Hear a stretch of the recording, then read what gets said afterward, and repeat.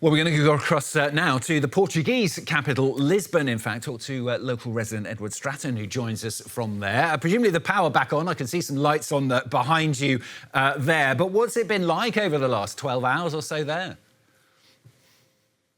Firstly, good morning. It's been a bit strange. It reminded people, I think, of actually the COVID crisis. It was surreal. You realise when even your basic services are cut off, how much you rely upon them.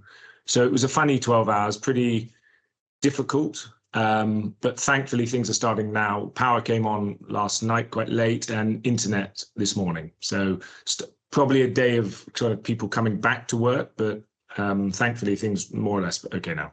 I mean, for a lot of people, obviously, it was just a short walk home to, and I imagine, fairly fun evening with some candles or whatever, but there's a very serious side to it as well, isn't there? There is, and I think the questions the questions are being asked and they need to be answered about how two whole developed Western nations system can be vulnerable to one such event such as this, if it was indeed weather or whatever they're saying it was. I mean, it raises big questions about the sustainability of the system because the impact is material.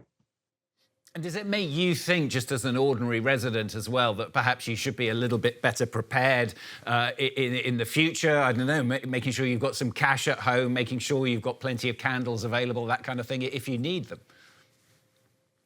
That's not my inclination. That might be my wife's inclination. So that probably means yes, we will probably have some water.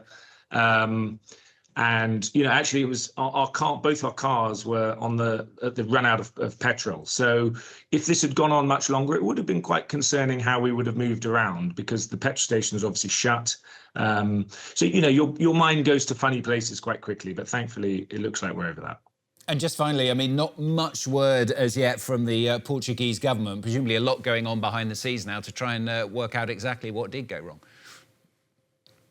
Yeah, I think they've done a good job of, fixing it quite quickly. So it was about 12 hours of outage.